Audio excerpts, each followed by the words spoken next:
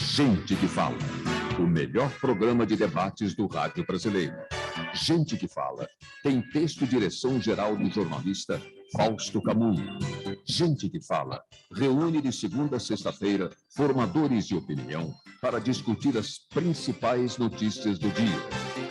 Gente que Fala tem o selo de qualidade APCOM.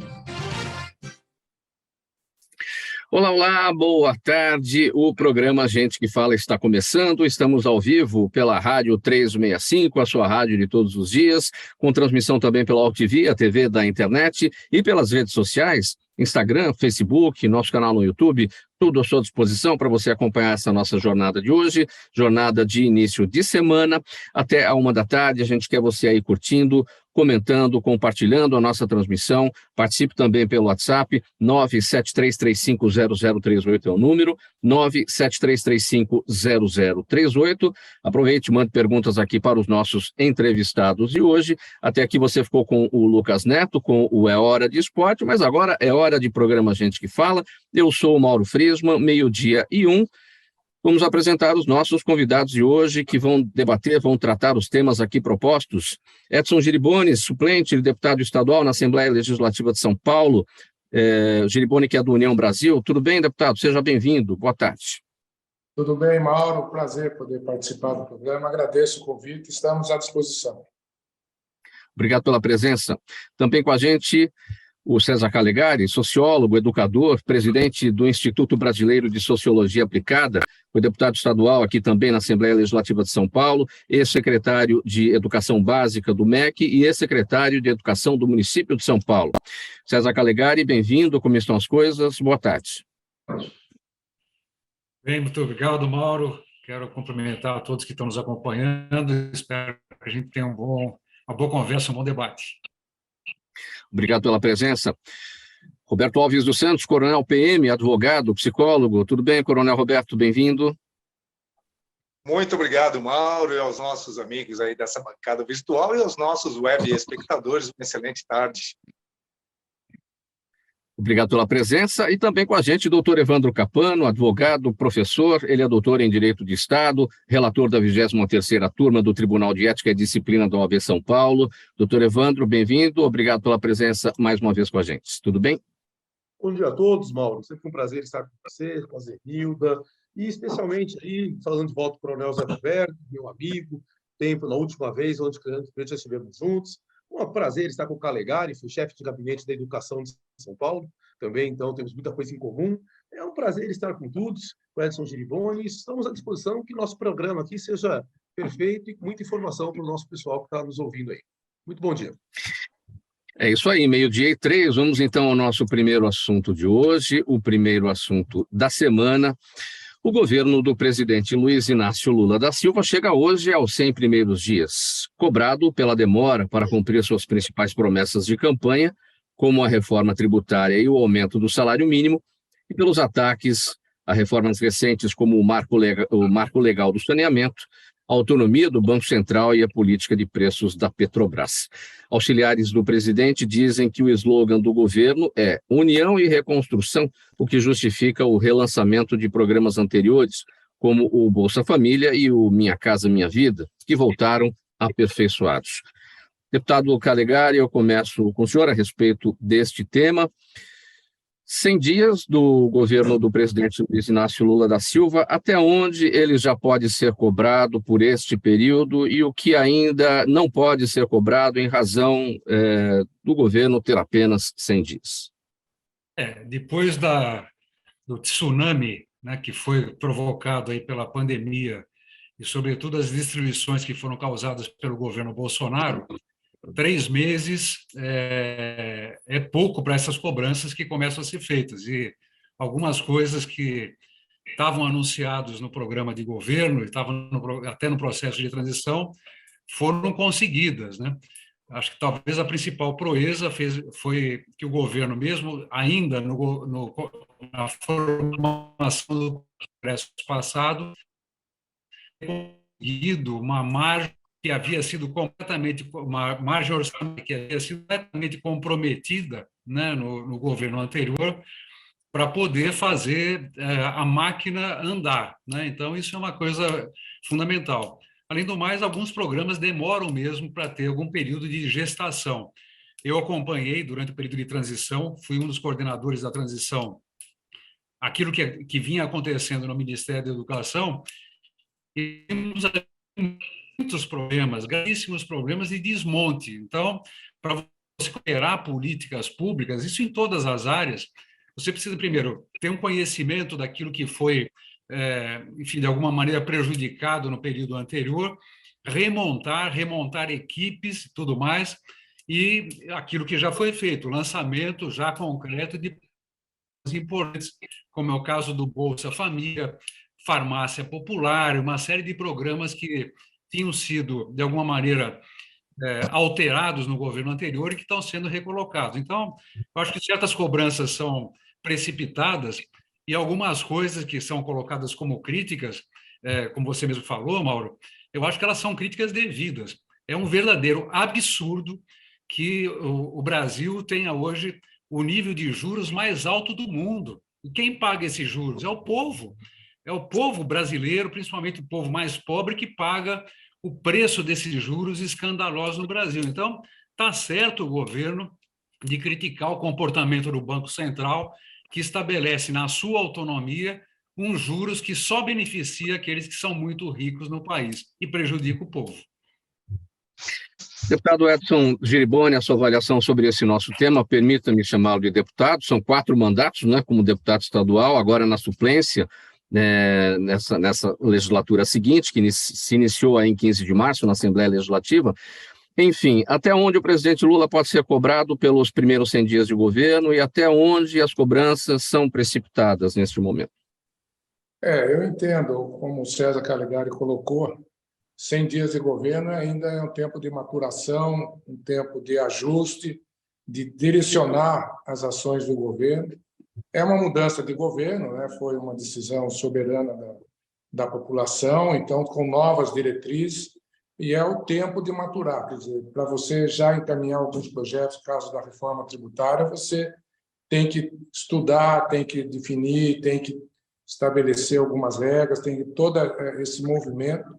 Um período de 100 dias é um período ainda muito curto para você dizer se as promessas serão cumpridas ou não cumpridas, né? Nós teremos aí, ao longo do governo, o tempo para fazer os ajustes. É normal, numa transição, quando um governo, a gente pode entender que é um governo de não continuidade, né? Pela polarização, pelas posições conflitantes entre as diretrizes do governo anterior com o governo atual.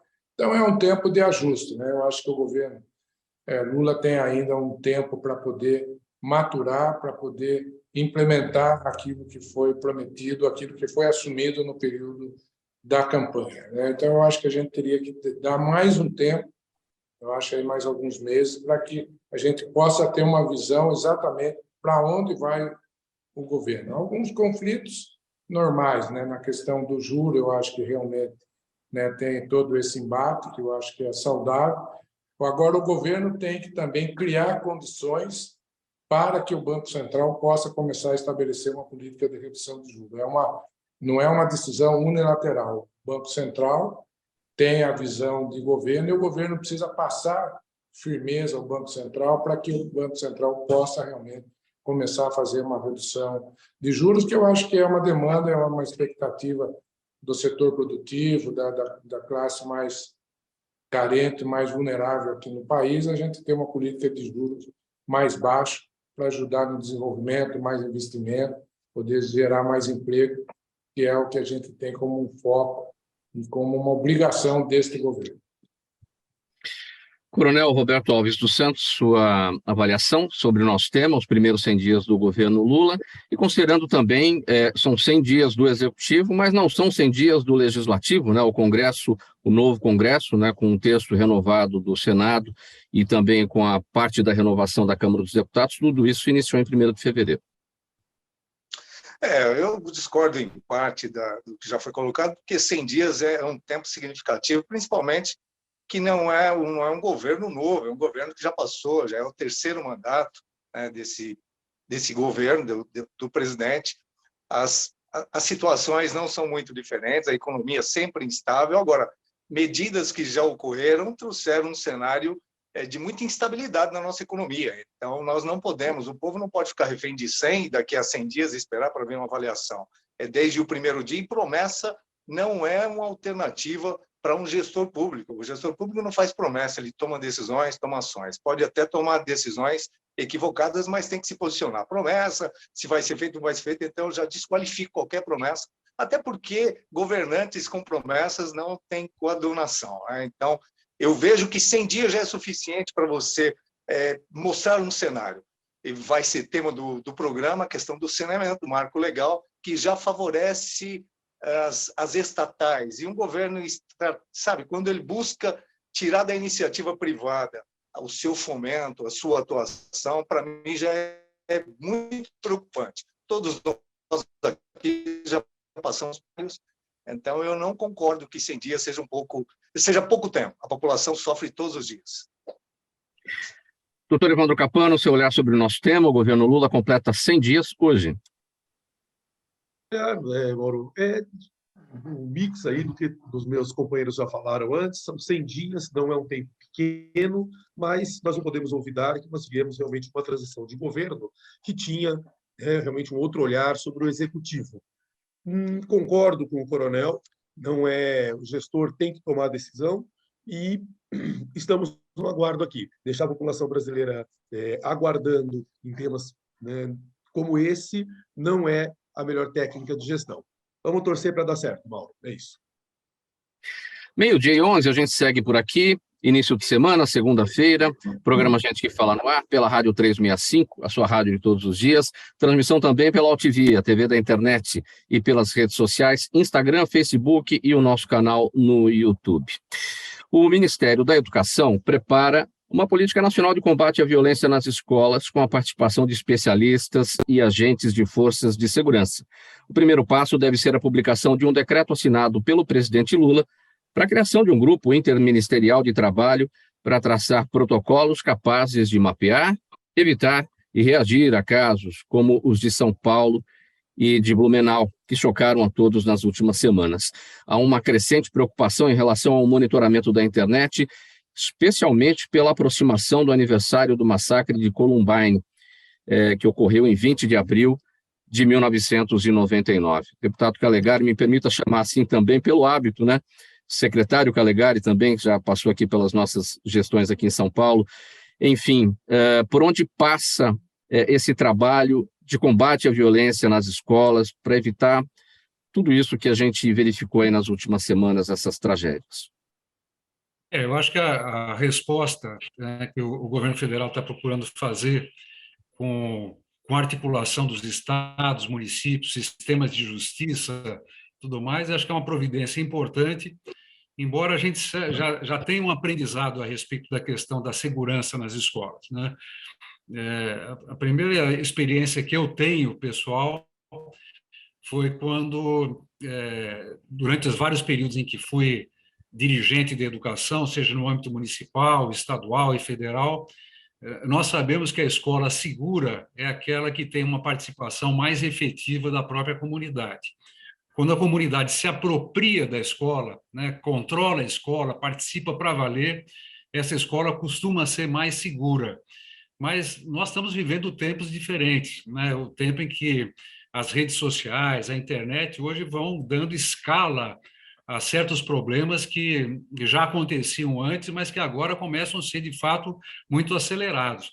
Por isso que uma das medidas que está sendo tomada agora no âmbito do governo federal é monitoramento das redes sociais, daqueles, por exemplo, que na tragédia não, na chacina de Blumenau, onde quatro crianças foram brutalmente assassinadas, né? Muitas pessoas nas redes sociais festejavam esse tipo de coisa, inclusive aproveitaram o caso para dizer, olha, muitas escolas vão ser atacadas e tudo mais. Enfim, esse tipo de terrorismo virtual precisa ser monitorado, né? Porque é uma ameaça efetiva à realidade. Mas volto ao principal, né? A experiência que eu tive quando fui chefe de gabinete da Secretaria de Educação e, mais tarde, presidente da Fundação de Desenvolvimento da Educação, nós criamos um programa, que era o Programa de Segurança Escolar na região metropolitana de São Paulo, onde a sua característica era um fortalecimento das relações com a comunidade. Cada escola estadual tinha um agente, e esse agente que ficava ali entre a porta, né, a rua e a própria escola, eram pessoas da própria comunidade, formados e preparados pela Polícia Militar de São Paulo, mas eram civis desarmados. A grande arma, na realidade, desses homens era o conhecimento que eles tinham da sua própria comunidade. Então, reforço aquela minha visão. Eu acho que essa ideia de que a insegurança ela é real, quer dizer, nós temos um país desigual, tem um país que tem muita violência, a escola é vulnerável, mas nós só vamos, de fato, resolver os problemas não com policiais armados dentro da escola, isso não, até porque isso custa muito caro, né? Acaba fragilizando todo o sistema externo da segurança. Mas o que nós precisamos mesmo é fortalecimento dos laços de conexão das escolas com as suas próprias comunidades. Coronel Roberto, compartilha da visão, da observação do deputado Calegari, e qual é o seu entendimento? Como combater a violência nas escolas? Qual é o caminho? Fechado o seu áudio, Coronel Roberto Alves. Continua fechado. Embaixo do lado esquerdo, Coronel Roberto Alves.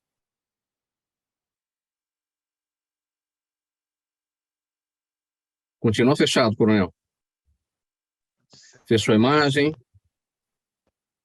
Vamos seguir aqui com o deputado Giriboni, enquanto o Coronel Roberto Alves... Deixa eu resolver aqui. Agora sim, vamos lá, mas está sem imagem, Coronel. Só um minutinho, Mauro, só um minutinho. É que entrou uma ligação e a pessoa, eu já avisei, a pessoa persiste. Eu concordo plenamente. Primeiro que segurança em escola não é questão de segurança pública, não é mesmo. Não adianta colocar policiais, até porque tem mais escolas do que policiais no país, nenhum país do mundo adota esse tipo de procedimento. Ele não daria certo, não tem como. Seria sempre um paliativo. E realmente a comunidade, envolver toda a comunidade e as pessoas que fazem parte da sua coletividade, não é só para a escola. Segurança pública, ela é totalmente direcionada para essa questão das pessoas se conhecerem, da comunidade se fortalecer, de realmente serem identificados imediatamente quem foge daquele padrão social, daquele padrão comunitário, seja na escola, seja na igreja, em qualquer lugar, seja na rua.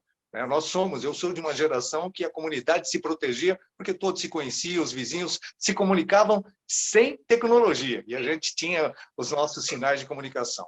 Agora, é fundamental colocar que tragédias como essas, que acontecem esporadicamente, elas chamam o clamor público, e toda decisão que é emocional, ela sempre é preocupante. Porque, Mauro, a violência nas escolas vem acontecendo há muito tempo. Raramente tem um professor ou um profissional, né, da educação que não tenha sofrido violência interna. E aí vem reforçar essa questão, é a comunidade que tem.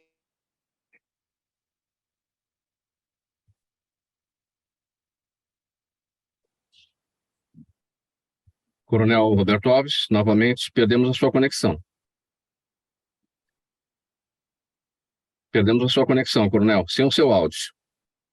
Vamos combinar o seguinte, sai da conexão, Coronel Roberto Alves, e a gente retorna aqui. Eu voltei, ela acabou de entender o processo aqui. É programa ao vivo. Mas dentro da... O programa ao vivo ele tem essa particularidade que acaba sendo interessante. Mas volto a insistir, é a própria estrutura que tem que dotar. Eu sou do tempo do Meirinho, não é? Nós somos lá. Era uma pessoa, era um senhor, uma senhora que tinha todo o controle dos alunos e que fazia toda essa triagem, era altamente respeitado. Mas era uma geração que respeitava os pais, respeitava os professores, respeitava o mais velho. Nós temos uma outra sociedade. Nessa outra sociedade, infelizmente, nós temos que adotar ações um pouco diferentes. Elas têm que ser enquadradas ao momento que nós vivemos hoje. As pessoas não são respeitadas, nem a autoridade policial é respeitada. Então, a questão da violência não é nesse reduto que nós estamos falando. Ela parte de uma premissa da família. Os pais precisam retomar o pátrio poder, delimitando, né, toda essa liberdade que a geração acaba tendo, novas gerações acabam tendo, senão a violência é só um extravasamento do que nós temos, da agressividade que todo ser humano tem. Se não houver batentes de controle, Mauro, pode ser qualquer ambiente. A gente fala de campo de futebol, fala na rua, fala no trânsito, fala na escola, fala dentro dos recintos em que os nossos legisladores coabitam, tem violência, né? Tem violência física. Então, a questão da violência ela tem que ser tratada de uma forma muito mais ampla. O cenário catastrófico que aconteceu dessa chacina, dessa hediondez, ela é importante. Agora, o processo é maior. Não adianta só alguns especialistas que, às vezes, sequer conhecem a questão da violência. Tomar decisão. Vamos ouvir o doutor Evandro a respeito desse tema. Coronel Roberto, eu vou te pedir uma gentileza. Sai da conexão e entra novamente, porque o seu sinal está bastante comprometido, o áudio e vídeo estão bastante comprometidos. Na volta, a tendência é melhorar. Enquanto isso, a gente ouve o doutor Capano. Mauro, perfeito, né? Eu odeio a primeira pessoa, mas, né, deixa eu fazer esse pecado. Eu fui coordenador da Polícia de São Paulo, do Gabinete de Secretário de Segurança, e fui chefe de gabinete da Secretaria Estadual de Educação. E eu quero agradecer o Calegari, você me fez dar uma volta, né, ao meu passado, quando lá em 2006 eu estava no Gabinete de Educação, e lá, né, eu sempre fui um homem voltado à área de segurança, e me ensinaram exatamente isso, que polícia é do portão para fora, que do portão para dentro a autoridade é o diretor da escola e a comunidade é que tem que disciplinar, a comunidade tem que ajudar. Eu me lembro da época, Calegari, lembra? As escolas de passagem, né? As escolas de passagem eram as piores escolas que nós tínhamos, né? Porque escola de passagem, mano, é aquela escola em que a mãe trabalha perto, né? Então não é uma comunidade, a mãe vem, trabalha de um lado, vem de gente de tudo quanto é lado e acaba trazendo a criança e não tem uma comunidade que se apropria daquela escola. E os grandes problemas que nós tínhamos realmente eram nas escolas de passagem, justamente porque não tínhamos uma comunidade que nos ajudava a gerenciar. E veja, a conversa é por aí mesmo. A comunidade sabe quem é quem, a comunidade conhece os seus problemas e a melhor solução que nós temos é trabalhar realmente a comunidade.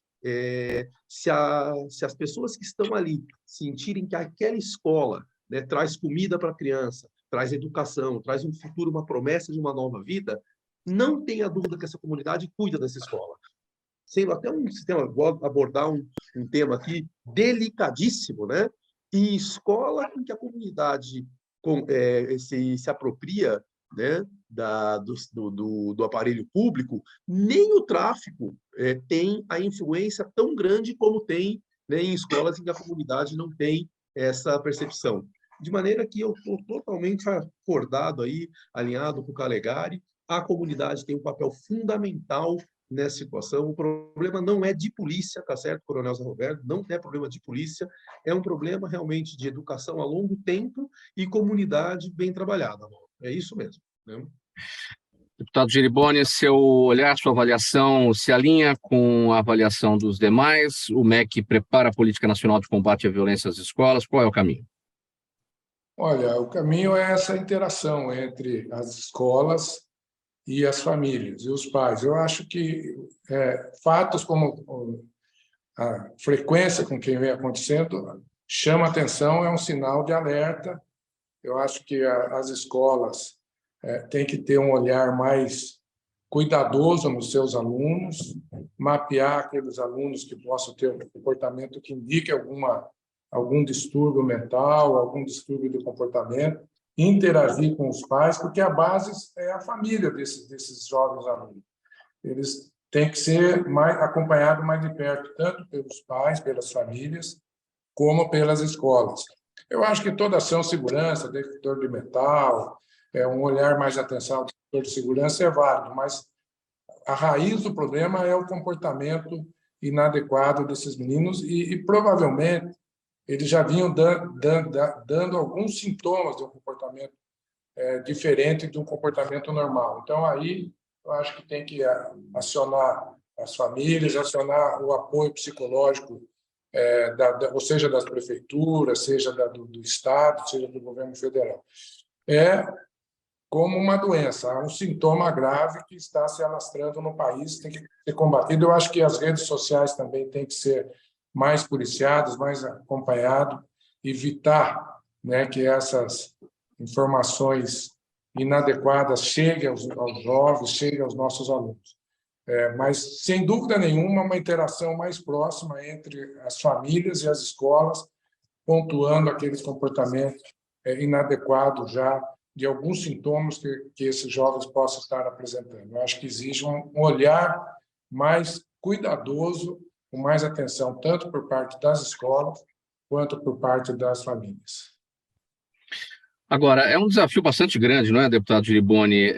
Porque, por exemplo, o que aconteceu aqui em São Paulo, nessa escola da Vila Sônia, o autor ali daquela tragédia, ele já veio expulso de uma escola anterior, uma professora já tinha feito um boletim de ocorrência em relação às atitudes dele, ele tinha problemas em casa, comportamentais, agressividade, enfim. É muito difícil você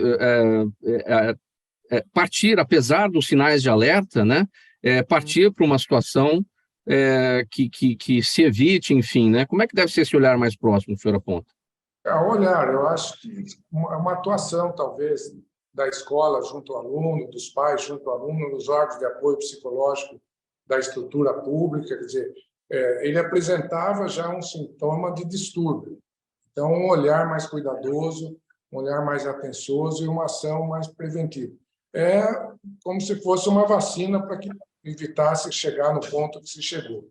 O que não dá é para comportamentos como esse passar desapercebido e, pelo menos, não ter uma atuação, seja da escola, seja da família, seja do poder público, junto a esses jovens que apresentam o potencial de um comportamento indevido em relação à sua convivência com os demais alunos das escolas. 12h26, programa Gente que Fala no Ar, edição de segunda-feira, pela Rádio 365, a sua rádio de todos os dias, transmissão também pela AltV, a TV da internet e redes sociais, Instagram, Facebook e ainda o nosso canal no YouTube.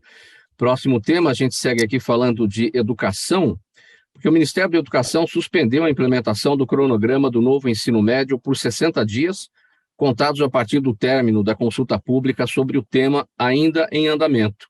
A medida deve barrar as mudanças previstas para a edição do Enem em 2024.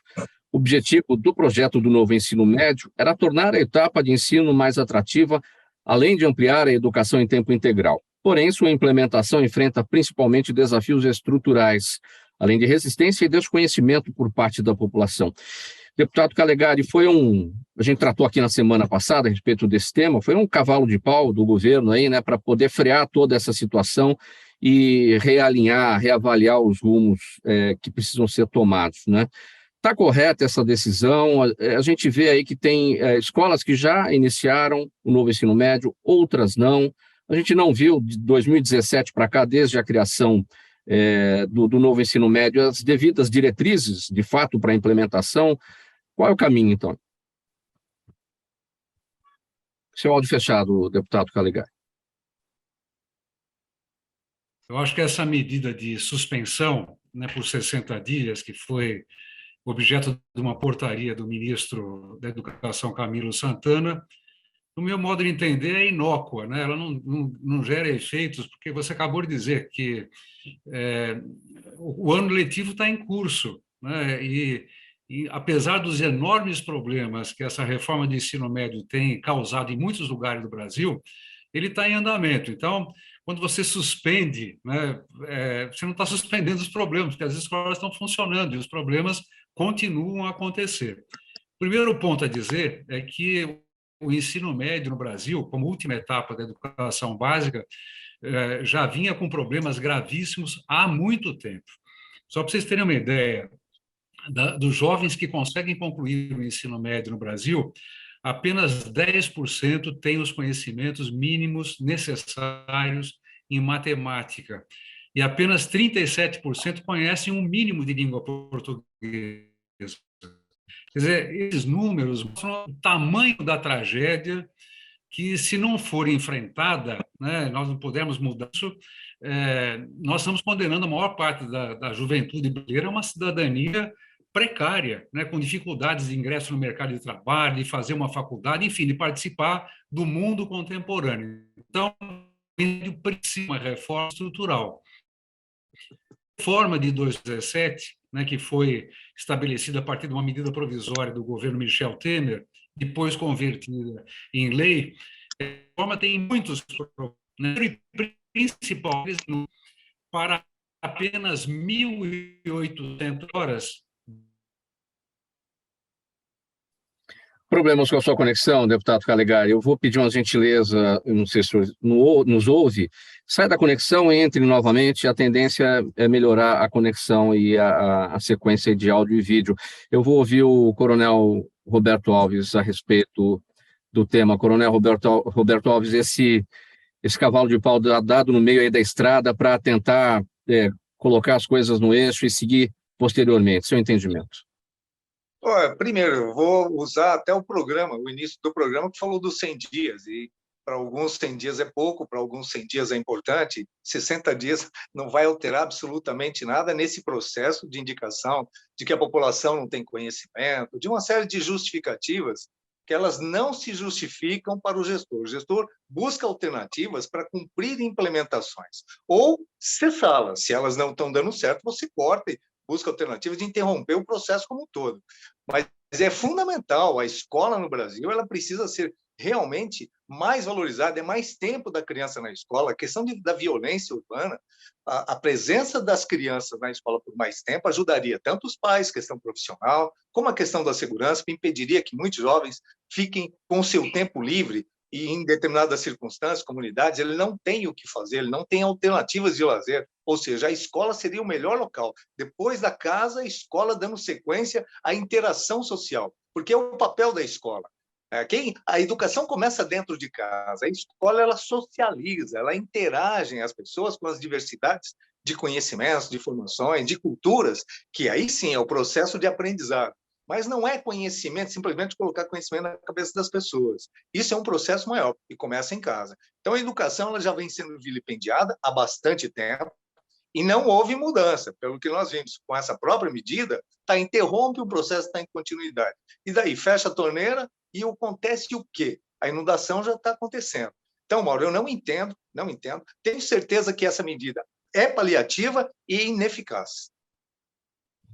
Será que já temos aqui de volta o deputado Calegari? Está na nossa conexão? Acredito que ainda não. Vamos ouvir, então, o deputado Giriboni a respeito desse tema. Olha, o que se constata é que o ensino médio público realmente precisa melhorar, né? Já foi excelência num passado não muito distante e, ao longo do tempo, foi se perdendo a qualidade do ensino público de maneira geral, particularmente o ensino médio. Eu acho que uma turbulência ao longo do processo de implantação não é uma atitude mais adequada. Eu acho que isso teria que ser planejado, eventualmente, de um ano para o outro, não no meio do processo. Então, eu acho que cria um pouco mais de turbulência, né, no ensino que precisa ser melhorado, no ensino que precisa ser olhado com mais atenção.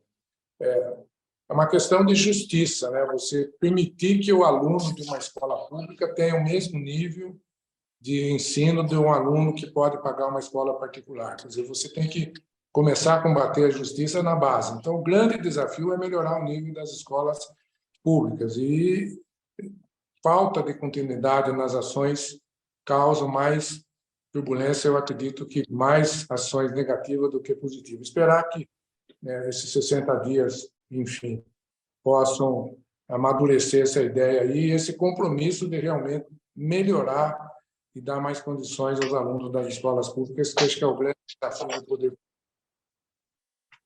Para ouvir novamente o deputado Calegari, ele já está aqui novamente na nossa conexão, né, deputado Calegari? Quais são as implicações disso tudo? O novo ensino médio, criado na gestão Temer, era para ter o início de implementação em 2020, isso não aconteceu em razão da pandemia, começou no ano passado, em 2022, basicamente pelas escolas particulares, enfim, agora, esse ano para as escolas públicas. Isso acaba criando um fosso ainda maior, né, entre o público e o privado na sua avaliação, quando não se tem exatamente as diretrizes do que vai acontecer? Tem criado essa desigualdade, a profunda desigualdade, né, que nós já vínhamos observando na área da educação e, particularmente, ficava mais claro no ensino médio, que é a última etapa da educação básica. As escolas particulares, elas têm recursos e elas não deixam a peteca cair, vamos dizer assim. Elas continuam oferecendo, com professores qualificados, os conteúdos relacionados à matemática, língua portuguesa, língua estrangeira, química, física, biologia, sociologia, filosofia, enfim, todas as matérias. O que aconteceu como proposta da reforma do ensino médio é que essa parte obrigatória, comum, e que é um direito de todo jovem brasileiro, isso foi muito reduzido. E abriu-se aí uma possibilidade de uma série de disciplinas optativas, que são chamadas itinerários formativos, que têm sido no Brasil inteiro, com poucas exceções, um verdadeiro festival de improvisações. Professores sem nenhuma formação, postos, né, para darem disciplinas e matérias para os quais eles não têm material, não têm orientação. Enfim, isso tem precarizado a condição da escola pública brasileira, infelizmente, para um ensino médio que precisa ser alterado, precisa ser reformado. Quando a gente fala, eu sou daqueles que defendem a revogação da estrutura dessa reforma do ensino médio, mas toda revogação ela tem que ter a responsabilidade de apresentar uma proposta substitutiva. E uma proposta substitutiva de reforma do ensino médio, ela só pode ser construída com intenso diálogo no Brasil inteiro, com a participação dos professores, professoras, estudantes, governadores, prefeitos, enfim, toda a comunidade que se interessa e tem responsabilidade precisa participar. Isso não se faz de um tempo para outro. Então, o que eu quero dizer é o seguinte, eu acho que precisa ter essa reforma que foi estabelecida no período Temer, ela precisa ser rigorosamente avaliada, o que de fato está acontecendo, quais são as causas dos principais problemas, enquanto se apresenta e se constrói uma proposta alternativa, mesmo que essa alternativa seja de melhoria de alguns pontos e alguns dos defeitos que a reforma que está em vigor acontece. Agora, eu acho que o Enem de 2024, né, que estava planejado já para dar conta dessa nova estrutura do ensino médio, esse Enem, na minha opinião, não terá condição de mudar.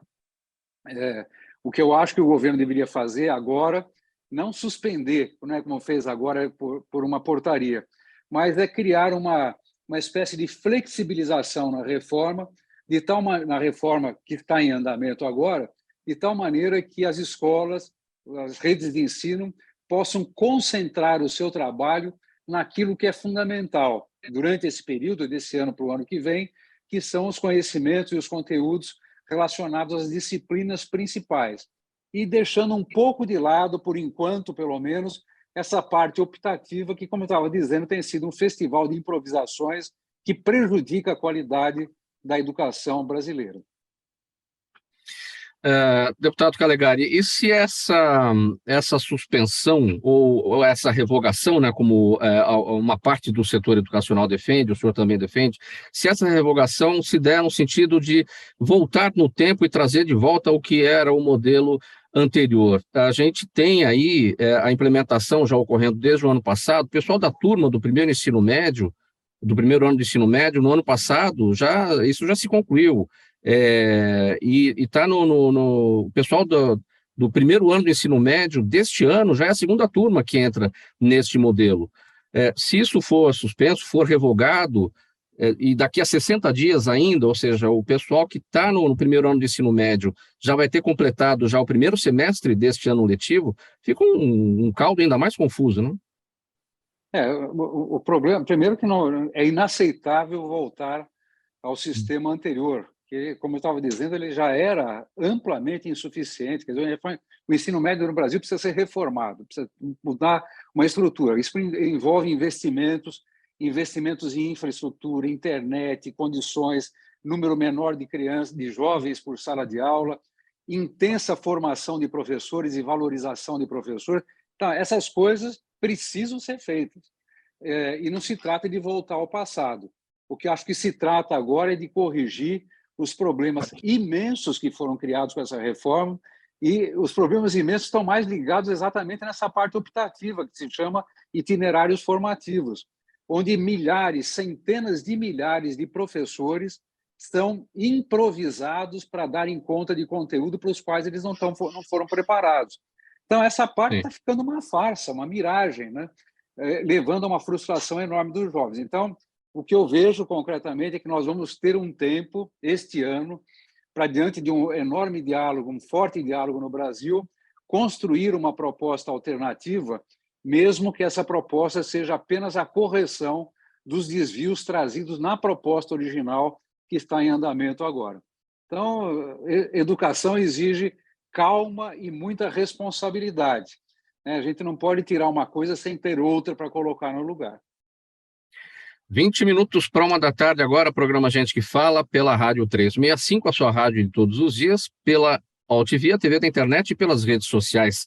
Nosso próximo assunto, um convênio inédito foi assinado entre a Fundação Florestal, do Governo do Estado, e a Associação de Moradores de Itacuruçá e Pereirinha, com o objetivo de capacitar 140 famílias para operar o turismo ecológico no Vale do Ribeira.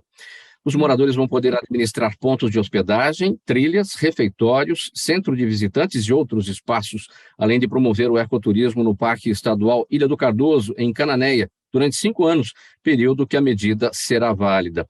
Deputado Geriboni, para falar a respeito desse tema, o senhor que é um incentivador do turismo no Vale do Ribeira, uma das regiões mais pobres, né, do estado de São Paulo, e importante essa missão por lá. Seu entendimento sobre esse convênio agora, para incentivar o turismo ecológico por lá? Vejo de uma forma muito positiva. O Vale do Ribeira é uma das regiões mais carentes do estado de São Paulo, isso a gente tem através dos números, indicadores econômicos, indicadores sociais, qualidade de vida. Precisa dar alternativa para geração de emprego e geração de renda. Ali muitas áreas, muitos parques, muitas reservas ambientais, muitas restrições pelas características da região, e o turismo é uma fonte importante de desenvolvimento, de alternativa, de geração de renda, preservando o meio ambiente.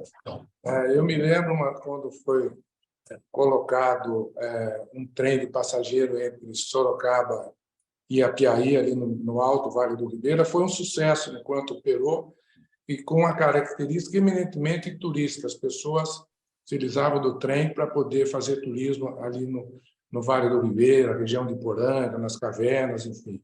Então, é importante que tenha esse foco, esse olhar para trazer desenvolvimento a essa região. Precisamos melhorar. Ali tem algumas estradas ainda que precisam ser melhores estruturadas, né, ligando principalmente ali o Alto Vale do Ribeira, o Baixo Vale do Ribeira, a ligação aqui a Iporanga, que precisa ser complementada a sua pavimentação.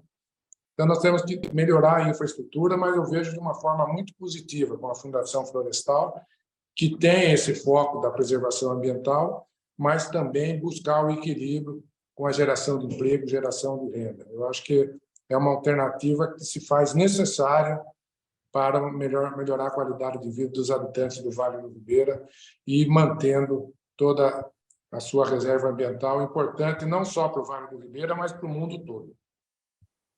Agora, como é que deve ser a questão prática, né, dessa capacitação dessas famílias, são 140, né, para operar o turismo ecológico naquela região? Como é que isso deve acontecer na prática? Olha, é você qualificar as pessoas para poder receber adequadamente, mostrar o potencial. O turista precisa ser bem tratado, o turista precisa ser cuidado com carinho, ele que vai levar o recurso, vai levar a atividade econômica para a região. Então, é você qualificando essas pessoas e você dá condição de geração de emprego e proporciona a exploração do potencial turístico com mais qualidade na região. Não fica uma coisa aleatória, um planejamento para você explorar o turismo ecológico, o turismo rural, que é o forte da região. Qual que é o tamanho daquela população lá, do Vale do Ribeira? O Vale do Ribeira tem duas características. Tem o Baixo Vale do Ribeira e o Alto Vale do Ribeira. Teria aí, eu acho que alguma coisa entre 400 e 500 mil habitantes ali naquela região. E o patrimônio que tem é a reserva ambiental, ainda Mata Atlântica, é uma das poucas reservas no estado de São Paulo ainda preservada e temos a responsabilidade de mantê-la preservada, mas também dar condição de vida às pessoas que moram na região. O senhor aponta o Vale do Ribeira como um todo, ou algum município em especial ali com atrativos diferenciados nesse turismo ecológico? Então, ali cada município tem a sua particularidade, né? Mas, de forma geral, todos os municípios ali têm um apelo turístico importante, principalmente nesse turismo ecológico, turismo rural, cavernas, trilhas, corredeiras, áreas preservadas, natureza. Então, eu até, enquanto deputado, tinha proposto a criação do Distrito Turístico do Vale do Ribeira, exatamente para que a gente possa ter um olhar diferenciado, um olhar construtivo na compatibilidade entre a preservação ambiental e o turismo de forma responsável, melhorando, dando mais condição de vida aos moradores da região e proporcionando um turismo importante aqui no estado de São Paulo. O senhor segue com aquele título de embaixador ali na região, ali dado pelos próprios moradores?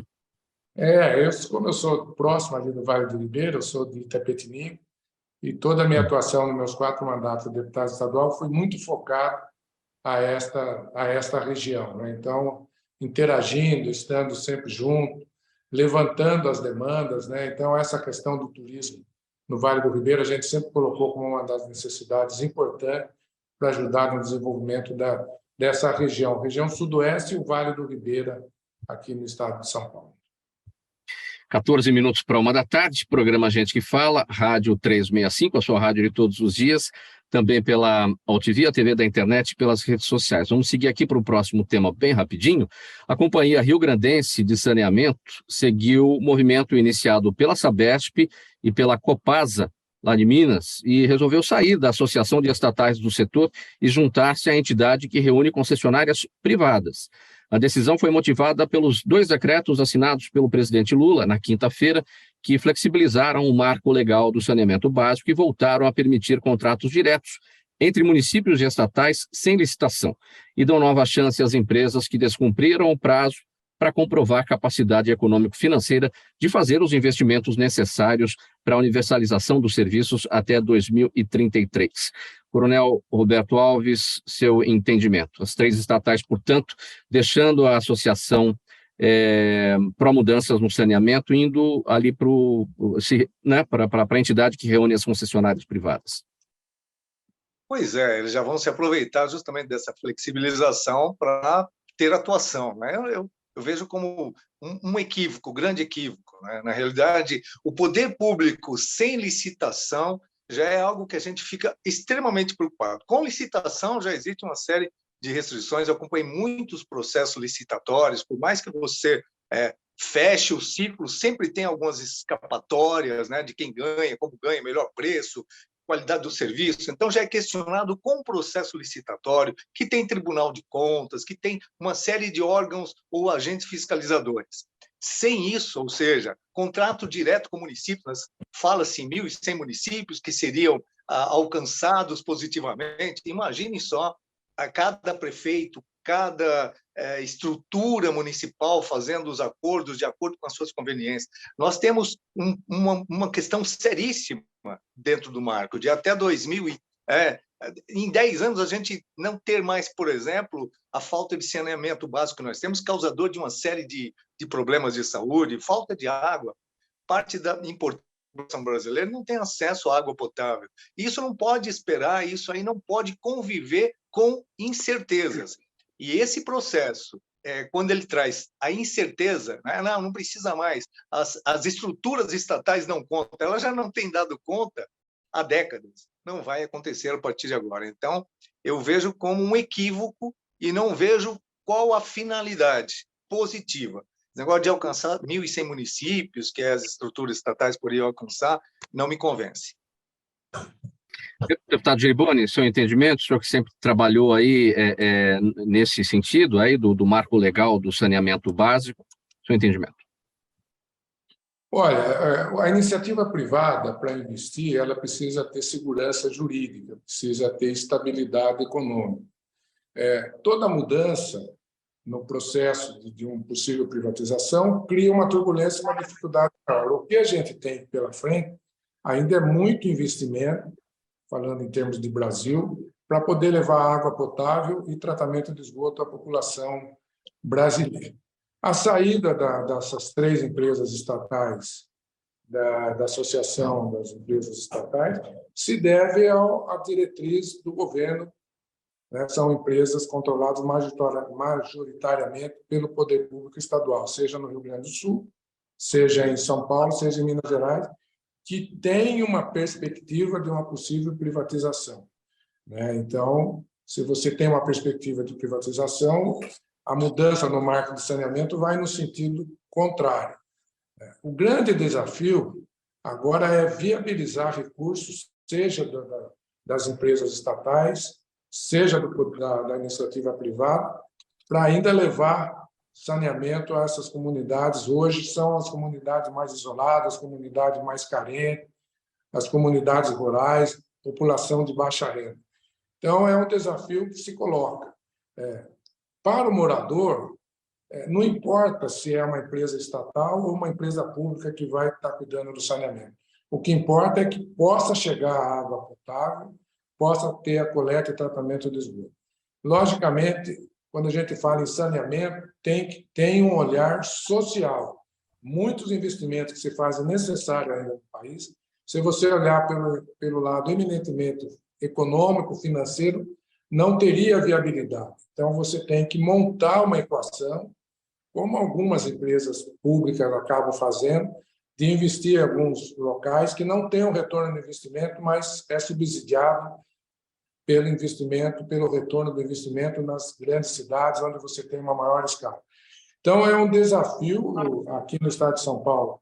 O próprio governador Tarcísio tem colocado isso de uma forma bastante clara, tem uma meta de pensar, de caminhar no sentido de uma possível privatização, mas 2 equações importantes: não permitir o aumento de tarifa e dotar o setor de capacidade de investimento para poder fazer e levar saneamento aonde ainda nós temos essas lacunas aqui no estado de São Paulo. E no Brasil a escala é muito maior. O estado de São Paulo ainda apresenta resultados melhores do que o restante do país.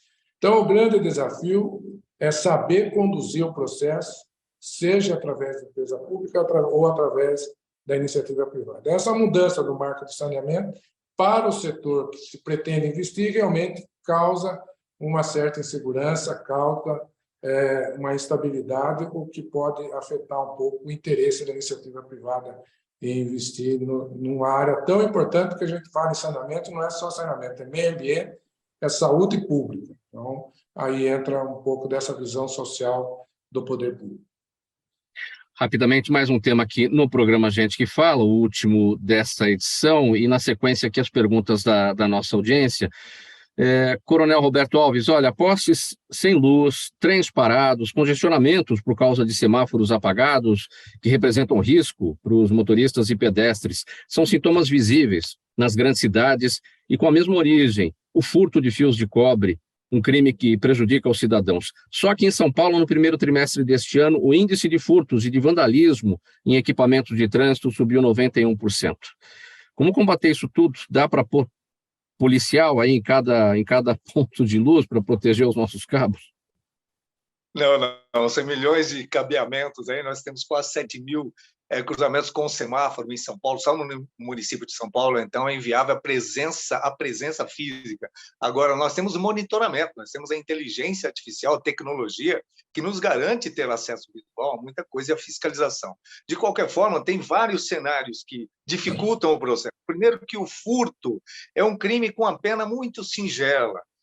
O flagrante do furto, inclusive o qualificado, que muitos desses casos a gente poderia qualificar a atividade por agressão ao obstáculo, né, de acesso ao item que você está furtando, mas, de qualquer forma, a pena é muito simbólica. O flagrante é muito difícil, ou seja, a pessoa não se sente punida e o crime trabalha com custo-benefício. Se o criminoso acha que o risco é menor e o benefício é bom, ele vai continuar. O metal nobre, que é o cobre, ele interessa à indústria de uma forma geral, A construção civil são os maiores empregadores, são os maiores fomentos da economia, e, então é um bem altamente necessário, um excelente condutor, e é caro. Ou seja, vai ser sempre interessante para o criminoso como uma forma de busca lá da sua alternativa financeira. Então, o crime não para por aí, ele vai continuar. As dificuldades que estão sendo criadas de elevação da fiação, elas são muito singelas, não encontrarão o impacto necessário. Países de primeiro mundo já estão enterrando a sua fiação, é mais seguro, não sofre com as intempéries, não sofre com vandalismo. Parte desse problema é do vandalismo, nem é do furto.